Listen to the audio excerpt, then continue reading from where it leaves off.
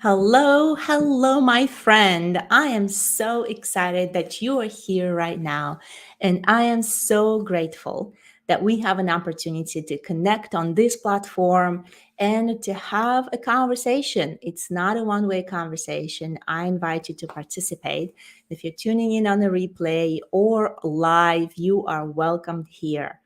If you're listening in what first time, my name is Jana Masik, and I am hosting this live broadcast, Powering Unique You. We're creating conversations for you, my friend, to find ways to feel empowered, encouraged, lifted up. And before we start, today is really, I feel, special days. We're coming out of Mother's Day here in the United States, Mother's Weekend. I just want to say a quick prayer for you, my friend. Whether you're believing or not, please be open to receive a blessing. I think we all need a blessing. And I just want to say, dear Father, my Heavenly Father, bless this soul that is listening right now. Bless abundantly with whatever they need, with strength, joy, peace, happiness, and all the things that they need to succeed and feel secured and feel comforted and loved today and this week. Amen. My friend, I want to invite you to open your heart, and I want to invite you to just be open to receive the blessings. You know what? God is so amazing and so rich, and He is ready to pour blessings upon us. Sometimes we're just too closed. Sometimes we're too closed minded, and sometimes we're just in a funk. We're kind of upset about things. And today I really thrilled to bring an amazing lady to the conversation. This phenomenal lady, she's done such a great work on the topic. She actually wrote a book on the topic we're talking about. God's not done with you, how to lead a life, and how to advance your career and then live fulfilled and happy and abundantly. You know what? She wrote the book, but more importantly, she wrote a book by the leading of God, and that's, I think, is just so amazing that she opened up her heart to write, not just to help women succeed in their career and share her promotion plan that helped her go into executive level and partnerships, but she also have coached and helped many other women to do the same. So it's a very repeatable plan. And she's going to share with us her story and her insights today that I am sure will help you. And without further ado, I'm so excited to bring amazing Mary. Hello, Mary. Hi, Shauna. Good morning, and thank you so much for having me today. I'm excited to have the opportunity to come in and share what God has shared with me. Wow, this is so amazing. And Mary, I am almost at the end of your book. I've just been gulping and reading it. It is so phenomenal. And I would love for you to share your story. I know you've mentioned that in your professional life, you found yourself being a Christian workaholic. Work was everything that you've known. And how did it all work out for you? Please give us some of your gests of the story. Yeah, absolutely. And I think our stories are always a great place to start. I think we can learn so much from hearing someone else's story. And that's one of the benefits that I've actually had since working with women and helping them advance in their careers and working with women across the country. I've had the opportunity to hear so many women's stories. And so you likely have a story. And when we share those stories, we can empower and encourage others to know that they're not alone.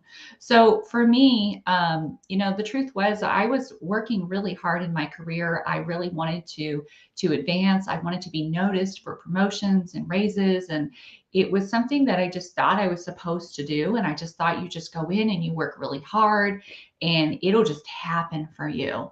And that did work some. Looking back on those times, I can see where I wasn't really performing at my optimum and where I really wasn't earning at my optimum, knowing what I know today. But I found myself in this new career and I was working really hard, but I wasn't being approached for the raises and promotions that I was truly desiring.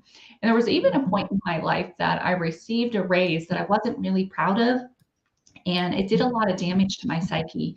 It destroyed my self-worth, and that's on me. I didn't express that the amount that I was given didn't equate to my value.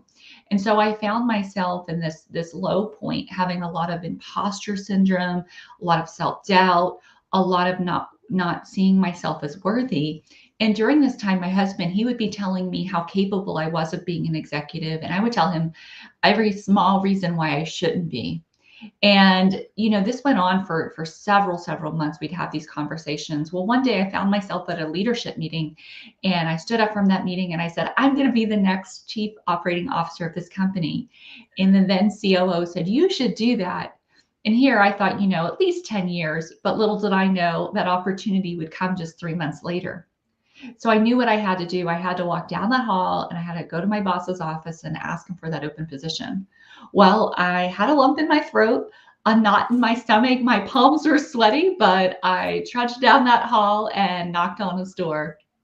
He welcomed me in and, we kind of looked at each other. He's like, well, what do you want? I'm like, the open position. And that's when he told me, we're not sure that you're right for the position. Others aren't really sure that you can lead. But if you can do the job, then you can get the pay and the title. Well, at that moment, I just had all of these thoughts running through my head. All of the early mornings that I had been working, every time I had worked through lunch, every time I had said yes, which meant that I was really taking time away from my family, all of the weekends, the fact that I'd never seen my son play a piano recital. And I just thought, you know what? I'm going to do this thing though. So I stood up and I said, I'll do it. And I left that office determined to figure out how to show them that I was the right person for this position. Well, at this time, I had already been named Team Member of the Year previously. I already had the largest and most successful coaching load. I already was in the position leading up to the position that goes into this role. And so I was already on strategic projects. I already had mentors. And so when I looked at traditional career advice, I'm like, what am I supposed to do? Like, what am I missing here? I had really great ideas, but I was having a hard time verbally communicating these ideas. And so, I tried and I tried and I tried, and this went on for a couple of months. I was just trying to lead in this role, but people really didn't seem like they wanted to be led by me. One woman even told me, I don't want to have another woman manager. And, so it felt like I was just failing on all accounts. So one day I found myself at work on my day off, trying to figure this thing out. And my husband calls me and he tells me, Mary, my company's going in a different direction. I think I'm going to be out of my job. And in that moment, God just gave me this peace, that surpasses all understanding. And as those thoughts resonated with my heart, I just knew something had to be different, because my husband, the breadwinner, was going to be out of his job. I couldn't earn a promotion, and we had just had our fourth child. And that's when God told me, he said, Mary, make a plan. And I went to work on this plan because I had a lot of ideas. I could see where we needed to do things differently. I could see where we were off track. I could see how we needed to do things differently. But every time I tried verbally communicating these ideas, we didn't have enough time for the meetings, or we'll talk about this later, or all these questions came up, or devil's advocates, all of these things that would just block this true communication. But I went to work putting this plan together and turned it in a few weeks later. I slipped it in on my manager's desk, and I wasn't sure how it was going to go. To my delight, he came to my door and he said, Mary, this is so impressive. When are we going to meet about this? And I said, tomorrow. And that next day I was made vice president of operations. The plans worked. Yes, thank you. The plans worked so well that I thought I'll turn another one in the next year, because I wanted to be chief operating officer. And so I turned it in and I became the chief operating officer. Now, this was my dream position. Thank you. This was my dream position, but the plans, what they really did, they worked so well in helping me to be able to communicate my ideas and streamline my implementation. So in a 1-hour meeting, I could present all of my ideas for that next year and get them approved, to where I didn't have to spend all of this time going back and forth through countless meetings to get things approved. So I turned another one in. And that's when I was told, you're on track to be CEO in 1 to 2 years. I was made a partner. And I was encouraged to start my own business because I wanted to do some leadership training. And that's why I have my business today. And so I knew that I had a plan that worked. And so I started teaching others too, how to do this promotion planning process. And it was remarkable, the results that people were able to get. People that had been deemed unpromotable in the past were now getting promotions and raises larger than they ever had before, way above my top clients. Some of them double their salaries, but most of the top clients earn about 40% more. And Wow. it's just this incredible thing that people that were, passed over, looked over, told no in the past, were now able to present themselves in a meaningful way. And the truth is, Jana, whenever I was going through this process, I thought I was the only one. I thought I was the only one that was struggling to know my value, to know my worth, to advocate for myself. And I was through interviewing other women that I realized, I had these highly successful women coming in. They oftentimes had master's degrees or higher. They had 20 plus years of experience, and they were asking oftentimes for $40,000 or less. And I'm like, what is going on? And Yes. that's when I realized there was an epidemic. Yes. And so I really started digging into all these career issues, and I started to learn all of the challenges women were facing. And I didn't even realize I was facing these challenges. I just thought that I needed to work harder. And what I've realized through all of this is that working harder No. doesn't work. It's really about the strategy in which you're using, but Yes. it doesn't have to be complicated. It doesn't have to take a lot of time, but you do have to approach it in the right way. Wow. Thank you so much, Mary, for sharing this phenomenal story. I really applaud you for coming up with this plan.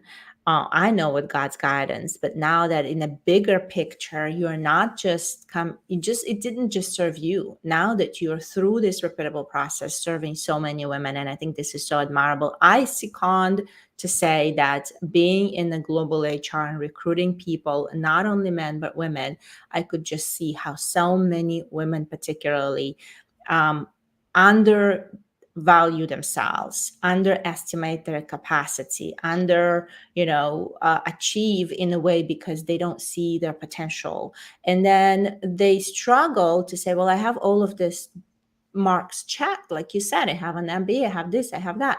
And they're just not moving forward with what they deserve and desire. And I love that you're putting this together in a plan that is repeatable. And I also love that you said it's not working harder. Sometimes we as women just focus on tasks so much and being this perfectionists, trying to get everything done, serve everybody, work everything around, while we're forgetting the strategy. And it is the strategy with the plan that you have in place, and how you help people to build their own plans, is that what really is going to take you to the next level. So kudos to you, Yeah, Mary. absolutely. And Shauna, one thing you see, if anybody's seen the hit TV show Undercover Boss, usually on this show you see two different things. Because people are always like, well, will it work for me? That's what we're always asking ourselves. Will it work for me? Will it work for me? Well, yeah, it will work for you. And that's the thing. We have an 83% on the spot success rate, and that's actually gone up. I have to redo the stats, but it's actually gone up. But the most amazing thing is the 17% that don't earn a raise or promotion on the spot. They know what their next step is. They know if they either are advancing in their company, or they say, you know what, my growth is done here. My career goals are more meaningful. I recently had one woman, she didn't get that raise or promotion that she wanted, but she knew that she wasn't going to be able to get it. She Yes. was then knew what her worth was and her value was in the marketplace. She was able to leave and get a 30 grand increase in another Wow. organization. And so we have to know what our worth is, though. But most of the time women are able to just advance where they are. And I think that's the most remarkable thing, is that it's you do have that opportunity. And Wow. so, but what we see a lot is, whenever we're not valuing ourselves properly, we then carry that self-doubt, and we think that, like you said, oh, we'll just work harder. And so it's like that undercover boss thing. But the thing is on undercover boss, you see those two things: the woman that has been working so hard, the boss comes in and they're like running circles around people, and they realize, well, they hadn't been promoted in 8 years. And you hear the woman, oh, well, I'm just going to work hard. And it's like, it's so well meaning. And I was there. So like my heart goes out to those people, but that can't be the full strategy. The other thing we see are these amazing women too that are doing such a great job working. And what they do is they have these great ideas. And every time, what happens? Well, the boss whisks them back to corporate, pays them, and then they roll out these strategies with the whole company. So, like, your boss needs to understand your ideas, but you have to present them in a meaningful way because there's so many ideas that come up in businesses that the manager can't listen to every single one when they're not presented properly. But when you present them Yes. properly, now you get credit for those ideas and you can actually move them forward and they become valuable. I love that. I think what you're up to, Mary, is so phenomenal because you're really teaching women, and in fact, anybody who would love to learn from you, men or women. But I know your heart goes out for women. Mine's too. A little bit biased here. Hey, let's admit. Well, But Janet, for me, it was all my paying clients yes, ended up being women. And so that was one reason why I niched down in business. It's good to focus, but when you look at the stats, yes. I didn't realize this. I just started investigating careers when I niched down and I realized, wow, women are paid 20% less on average for doing the same jobs. Less, only about 20% of the C-suite, the executive suite, is filled by women. And when you look Mm-hmm. at those numbers, you would think, well, why is this happening, right? We have laws that support women. We have equal right laws, but and there's all of these things in place. And it was said that the gap, the gender parity gap, was going to take 99 like 0.5 years to close. That was before the pandemic. Now it's 135 years. And I'm like, we can't wait that long. We cannot wait that long. And the other thing is when I was digging into it, I thought, well, maybe we're less ambitious. Maybe it's because we just want to be moms. No, maybe it's because less women work. No, maybe it's because we're less educated. No, it's none of those things. And so when I realized, like, oh wow, women are just ambitious. Women, it's actually said that we actually work harder. And we are completely capable. And that's the thing. I've done a lot of studies on bias, and what every study shows is whenever gender is taken out of it, the women outperform the men. And so it's like the capability is absolutely there. And now we hold 60% of degrees. So there's no reason why women shouldn't be equal to men. And so that's what gives me a heart to help women, because my plans, they work for men too. We've helped Yes. men successfully scale. And so that's where I'm just like, this madness just has to end. That I love this, and it's true. I think the other thing I think what you're also bringing in, and I would love for you to share on that is a confidence part of it, is believing in yourself and really believing that you've got what you need to figure things out and go up, grow up if you choose um, to the career ladder. And it really gives a clarity. I could share a little bit of my story with unsuccessful promotion request. Back in the day, I approached my boss. I didn't really have much of a strategy, but I did pile up of what I've done well for the company. And I said, well, I feel that I do deserve, promotion and a raise. And it didn't go well. And it did leave, like you shared, some bittersweet, sour taste in my mouth. However, what you bring into the table is phenomenal because you are giving a blueprint, the framework, the plan that is repeatable. And if you're tuning in and listening, saying, "Well, it's just Mary. It just worked for her. She's just this genius, amazing woman. It's not none for me. I am, I'm just okay to kind of swaddle and trottle around." I want to tell you, stop believing those lies. Those lies do not serve you. You've got what it takes. You've worked so hard to get you where you are right now, and connect with Mary, learn from her. I think, Mary, your book, you're laying it all out in book. And actually, my amazing friend John is saying, Mary's book is incredible, spells out exactly how to write a plan to articulate your ideas so your boss sees your values and your ideas. This is so true. Mary, I'd love to pivot a little bit on the 3 points that I know it sparked my interest. And you talk about them in your book. The first one is, what is it to work as worship? How does it play out in your life? Yeah. So work is worship. I love this. Working with women, oftentimes my clients were Christian women and are Christian women, and one thing that we see are just these questions like, well, should I be working, or should I be working if I want to have a child or another child? And the truth is that everything we're doing in life is the work for the Lord. And so our job is to work for the Lord. It is not to work for man. And what this looks like is a couple of different things. One, no matter what the work circumstances like, we should be doing our absolute best because we're not doing it for our manager. We are doing it for the Lord. So all work is to be done unto the Lord for his glory. And so he's given us our gifts. And so we should do our best job, whether we have a nice manager, whether we have a cruddy one, no matter what our job is. If our job is to pick up trash, we should do it with zest and with joy in our hearts because the Lord has given us this ability.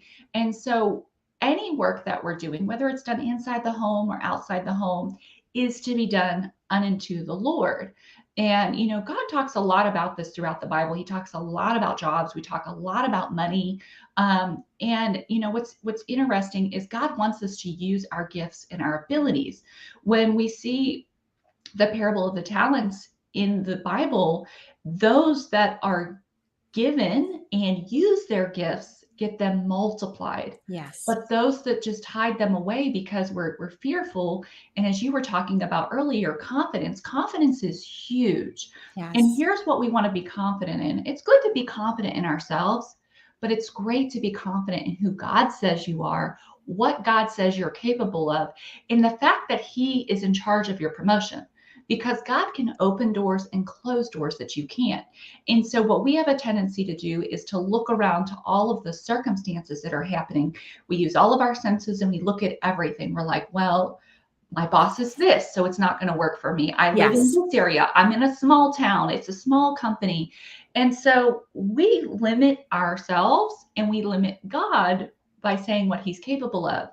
And so that's where it's like, it doesn't matter how much money's in your bank account.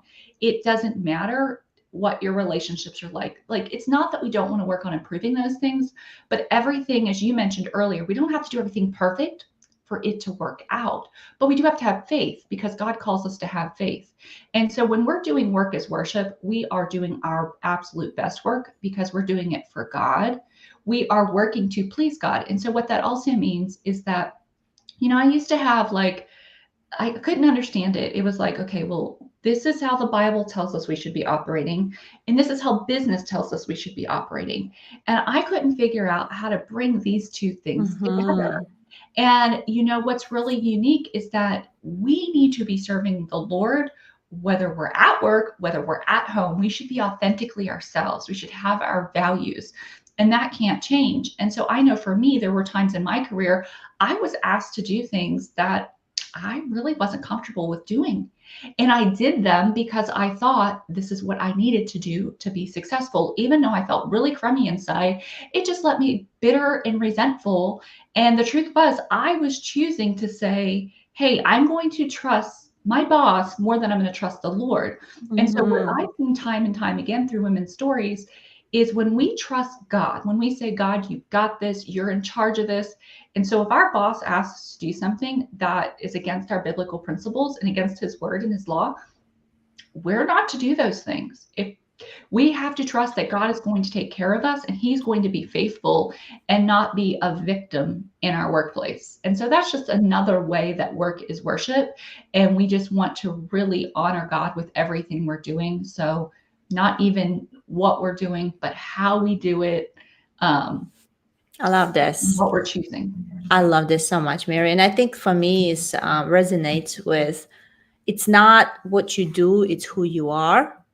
And when we really lean into who we are, and I think for those that are born again, for the believers, it's learning that we are just so much more than that we even realize. And when we lean into that, there is so many possibilities and opportunities that God can bring into our life, and we honor by living in this way. It's there's a really, really beautiful things happening.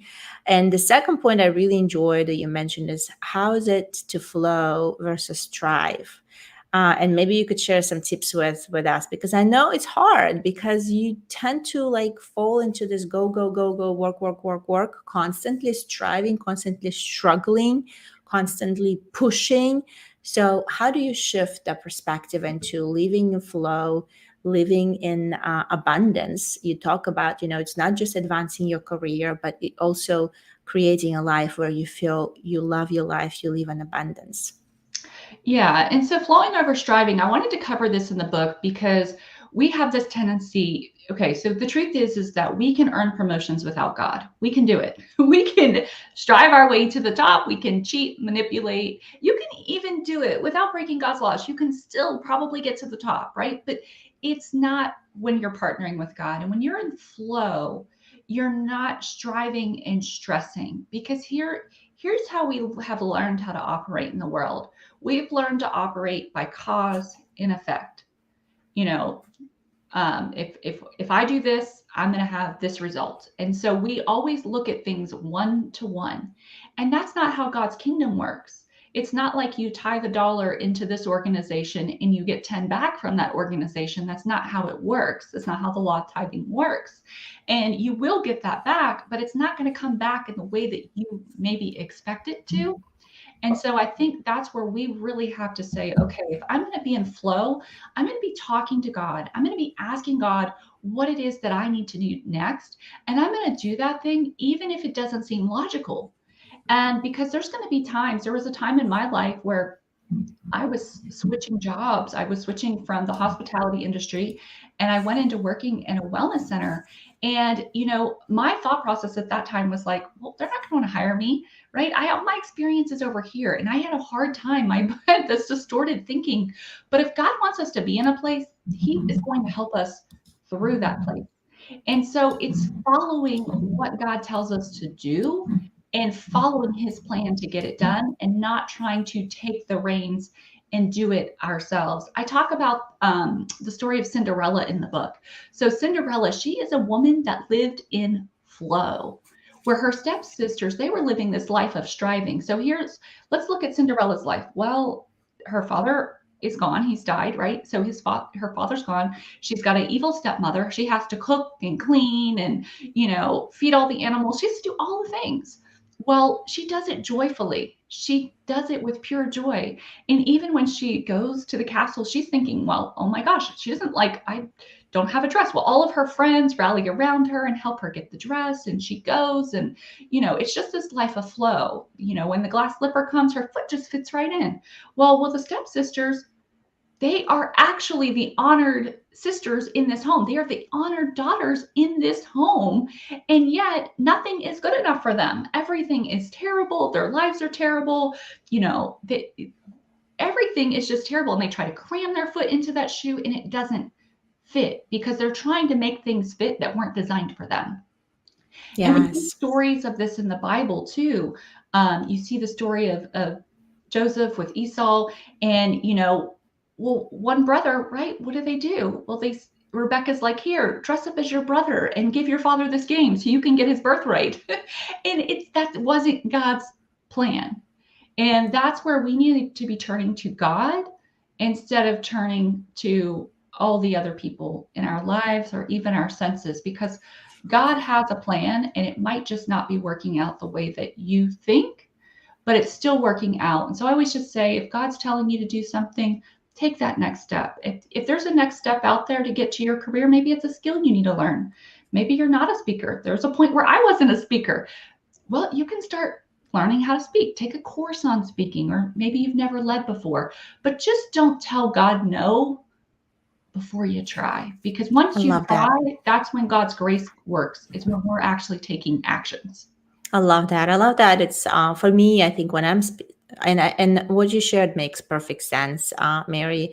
And when I think about living in a flow, is that internal struggle. It is so real that we strive, we try to push, we try to stress. I think it's living in this stress of like tension, that you just try to kind of get through life through pushing, to get through life through surviving. And sometimes we just create all of these circumstances internally for ourselves with self expectations, perfectionism, self imposed, I'm not good enough. There's just so much that we tend to tell ourselves that is just simply not true. And then we believe it and then we suffer through that and finding joy, finding how to live in a flow, how to work on a flow. I think it's a really honorable the path to step on and to say, wow, that is possible. How can I figure that out? And what interesting way to see that the people that are in the flow, they are so much more attractive. And I love the Cinderella story. They're just so much more attractive. And you seem to like lean into that energy. And that's why I wanted to segue about heart frequency, that there is an energy around us. It leads very much to your determination, how you choose to live, where you choose to lean, how you choose to show up. And something that touched me in your story is that when you doubled, second guess yourself, you were just not sure. You were just kind of, I'm not sure if I'm there, if I'm not there. You were radiating that kind of a undecisiveness energy into even into your conversations. But when you said, I am going to figure this out, I am made a decision and I'm going to go for it, there is a different energy to that. And that is also attractive. So share a little bit on the heart frequency with us, please, Mary. Yeah, it all has to do with what the beliefs are in our heart. So we are energetic beings, and we are. God created us. He created us from the unseen world. He made it seen, and so everything is just energy. And quantum physics shows us that today. So if you were to look under yourself at your skin or your hand under a really powerful microscope, you would not see skin and bones. You would see atoms flying around, because we are made up of energy, and this energy has a frequency. And so when you were born, when God created you, there is a specific frequency that you are supposed to resonate at, and you have a specific heart frequency. And your heart frequency is even more unique than your fingerprints. And so God has given you a unique heart frequency. And throughout the Bible, we see time and time again, God is a heart God. That's how God operates. He operates from the heart. And that's why lip service is not enough with the Lord. It's all about, what is your true intention, your true motivation, your true priority in your heart? Where is your heart is? And whenever we can understand this, because what we believe in our hearts is how we live our lives. Those are the beliefs that we live our lives by. But the thing is that our heart is programmed through experiences that we have. And so we start to really, our programming starts when we're just a young child. And a lot of our internal programming in our subconscious mind, it is done before the age of 7. So it's not only things that we've experienced, but it's things that we've seen, like things that we've seen in our environment, ways and things that we've been taught, things that have been said to us. And so the frequency of our heart, well, what we do is we store the beliefs of our heart in those cells. So literally the cells of your heart contain memories of what you actually believe, and that is your self-identity. And so if you are not believing you're capable of something, then you are not going to take the actions that are required. You may get some inspiration, but you won't act on it if there's actually an underlying belief. So for me, I actually didn't think I was very intelligent growing up. I started struggling with spelling and reading and writing when I was just 6 years old. And I kept that belief all the way through school, so much so I wasn't even going to go to college. I was like, I'm going to be a masseuse. Like, this isn't going to work for me. Like, I know my mom wants us all to go to college, but not me. That's for my other brothers and sisters. And it was a trip to Las Vegas that happened for me that made me just inspired to say, you know what, I'm going to run a hotel in Las Vegas. And I don't know what came over me, if it was the lights, the glitz, or the glam, but here I was, like, now believing, like, oh my gosh, I want this for myself. And I cannot tell you exactly what it was, but in those moments when we have this inspiration, we can either act on it or we can just let it fall away. Well, thankfully, my mom is like, okay, well, let me call the Hilton and see where you should go to school if you want to do this. And I ended up graduating from Penn State, and I went to a few other colleges first. But when we're not believing in something, you know, I've understood, to create a new belief, we have to change what we believe in our hearts. We have to believe what we think is possible for ourselves. And so I have 4 steps to creating a new belief. The first one is to have that desire, that inspiration. The second thing is to commit to it. The third thing is to make a plan. And the fourth thing is to take action.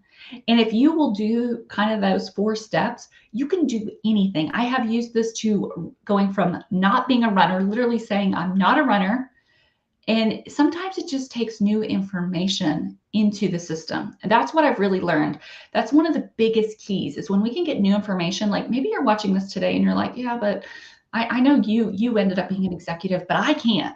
Well, the truth is you can. And they've done a study on Fortune 1000 women CEOs. And what they found was 2/3 of them didn't realize they were capable of being CEO until somebody else told them they were. And so if Wow. you're watching this right now, I want you to know you are capable of being an executive. You can absolutely do that. And if God wants you to be there, He will help you on that journey. And so I've used this same process to, going from not really believing I could write to now being a #1 best-selling author.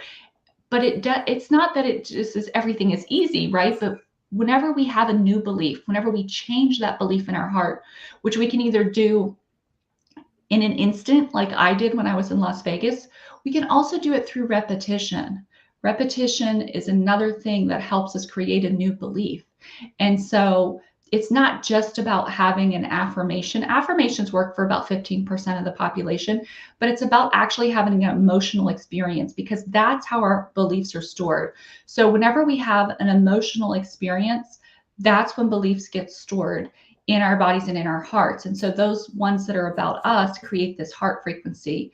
And when your heart is not operating in the way God wants it to, and it believes things that are false, and that's why I always tell people, Jonna, is whenever you want to know what your worth is, what your value is, and what's possible for you, you need to look to God's word because anything that is not in alignment with what God said is possible for you is false. You are believing a lie. And it's a lie that you've been told over and over and over again. Um, just one more thing on this, real quick, but just I like people just to think about cultures because we all grow up in different cultures. If you go to one part of the country or if you go to a different country, you're going to just realize people are thinking differently in those Yes. areas. Well, why? Well, that's how they were raised. That's how Yep. they were taught. That's what they've been shown over and over again. And that's one of the reasons why women are sometimes held back through advancing. We don't always believe in ourselves because we haven't always seen somebody representing. We're only about 40 years really into women really taking on many more roles in the workplace. There was a point in time in our country where women didn't work, right? And then there was a time that we were like secretaries and nurses and teachers. And so Yep. there's so much more possibility now, but there would have been a time where you may think like, well, I got to be one of these 3 things. And now it's just completely open. And so believing more than you don't believe is really important for you to be able to make a change in your life. The same way I didn't believe I was an executive to went to believing I could. If I didn't change that belief in my heart, then I wouldn't have went into my boss's office. Yeah, you wouldn't take the steps, you wouldn't write the plan, you Right. wouldn't you wouldn't done any of this, we wouldn't have a conversation here today. So thank you, Yes. Mary, for believing that what is possible for you and keeping it in alignment, that God opens the possibilities for us, that are way beyond what we can see, imagine, or even consider for ourselves. And I love that the frequency, the heart frequency that you've described so beautifully is really the energy that we emulate and that energy that we share with ourselves, more importantly.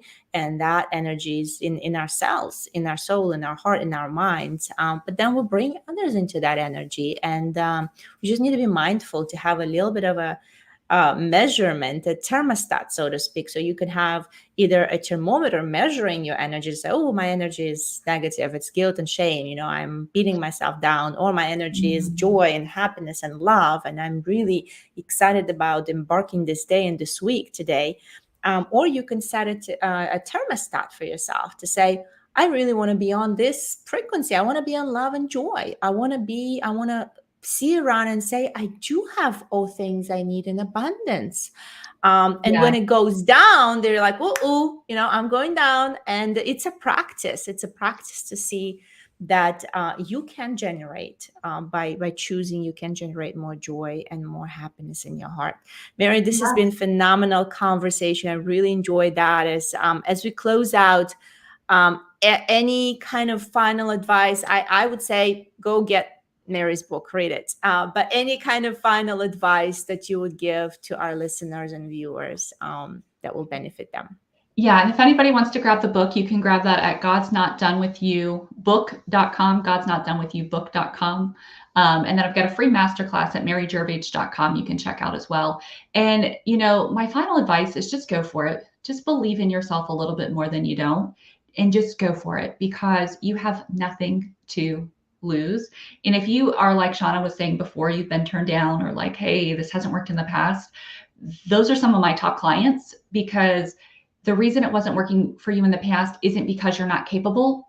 It really is in the way that you're approaching it. And it's not your fault.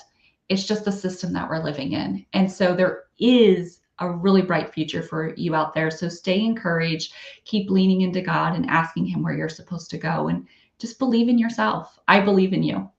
Wow, Mary, this is powerful. Thank you so much for coming and sharing not just your wisdom, not just inside, but your strong faith and encouragement with all of us. Thank you. Have a great day. It's been phenomenal. Wow, I really enjoyed this lady is such a force, such a resource, such just I don't know, joyful, cuddly, amazing human. And if you are not in touch with her, go find her on LinkedIn, go find her workshop, get her book.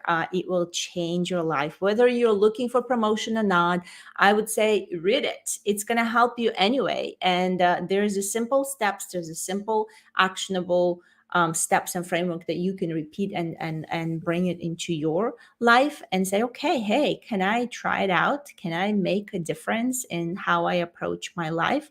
And stop being so into work tasks. And not necessarily tasks are bad. Tasks are good to be done. There's a lot of tasks to be done and there's a lot of people to be served, but you got to have to step out into strategy and train yourself to start looking at your life strategically, at your work strategically, look at the bigger picture and to say, hey, I can lean into that. Nobody taught me that, but there are resources, there are opportunities, there's role models such as Mary that can help me to get there. So I want to encourage you today.